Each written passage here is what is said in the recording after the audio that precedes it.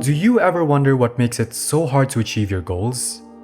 You probably already know how it feels to set a good number of New Year's resolutions, only to end up with most of them unfulfilled by the end of the year. But don't worry, you're not the only one. This is a shared experience among all of us, which means it's something that we all struggle with. Today, we'll teach you 5 steps to set personal goals and stick to them, so you can start moving towards success. It's good to have you here. Welcome to Tree of Life, where we plant the seeds to help you grow. Before we get into the steps, you must first understand what goals are and why you need them. What is a goal? A goal is something specific that you want to achieve in the future. It gives you direction for daily decisions. It can be something as small as drinking more water every day or as big as becoming a millionaire. Whatever the goal is, big or small, every goal has value for the person who set it. Why do you need goals? You may think you don't need goals or don't have any, but everybody has at least some unconscious expectations. These expectations usually come from the areas of your life where you're unsatisfied and contain some kind of goal. Your dissatisfaction with certain areas of your life proves that you have an idea of how things should be and are comparing it to what you are currently doing or experiencing. Studies say that people who have no conscious goals are less successful than people who actively set their goals. So if everybody's goals are unconscious, perhaps the question is not whether you need goals, but how you can handle these goals consciously and effectively to get the life you want. With that, let's dive right into step number 1. Set your goals. To set clear goals, you should imagine yourself in the future and be aware of your future self. Ask yourself, what do I hope has changed by that time? What should I have accomplished by then? After picturing this, remember your answers to the 2 questions and write them down. Studies show that people who write their goals down are more likely to succeed than those who don't. This is because writing our goals down makes us feel like our goals are not just in our thoughts, but are already being translated into actions, even if writing is only a tiny step towards the destination. It's also important to remember that saying yes to your goals means saying no to some habits you've maintained until now. For instance, you might be aware of the unhealthy habits that you've developed over time. Knowing that these habits could have adverse effects on your life, you can set a goal of exercising more or eating healthier. This is also called creating space in your life for your new goal. It means dedicating your priorities and changing your decisions to fit the goal you're setting for yourself in order to create a better future. In the next step, you'll need to be clear with what habits you need to establish for your goal, and most importantly, which former practices you need to let go of. Step number 2. Identify the process. This is especially helpful for big goals that you've set for yourself.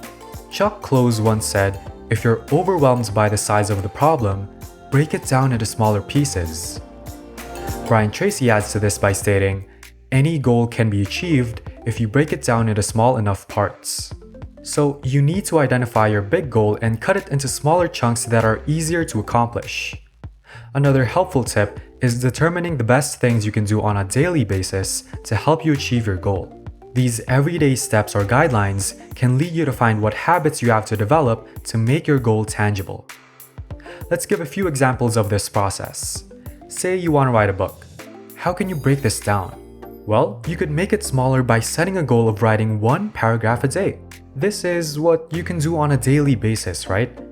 Now that you have your smaller chunks, you need to identify the specific steps you need to take to achieve the big goal. For example, signing up for a writing course, practicing essay writing, or doing research for your book. Now, how about a running marathon? Break it down into running for a few minutes every day. The specific steps would be using educative materials about running, books, blogs, videos, vlogs, etc., developing a training plan, buying the right shoes, or getting a personal trainer. What if you want to be an expert in a particular subject? Make it a smaller chunk by studying the topic regularly. Your specific steps could be searching for the best information source, attending seminars or training, or choosing a mentor. Notice that the common theme among all of these goals is consistency. It's not enough to set your goals, you must keep working towards them. These smaller chunks and steps will come together in the long run until you've accomplished your big goal. Step number 3. Do, reflect, reward. Do. The essential thing about sticking to your goals is to get going. Studies show that the probability of realizing and achieving your goals increases significantly if you take action toward your goal 24 to 48 hours after setting it. This doesn't need to be something big all at once. As mentioned earlier, writing down your goal is a quick, simple, and easy way to immediately take action towards your goal. If your goal is to travel, you may surf about your dream holiday destination on travel sites. Maybe you can even find someone you know who has already achieved what you want to accomplish and ask them how they did it. Reflect. Take time regularly to review the status of your goal so far. Ask yourself questions like, did I make any progress? If I did, what helped me do so? And if I didn't, what got in the way? Reward. It's tempting to put all our time and effort into realizing our goals, but no matter how big or small your progress is, you need to give yourself rewards for sticking to your goal. Rewarding yourself will motivate you to stick to your goals and keep working toward them. Step number 4. Support yourself. Don't beat yourself up if you feel like you haven't made any progress.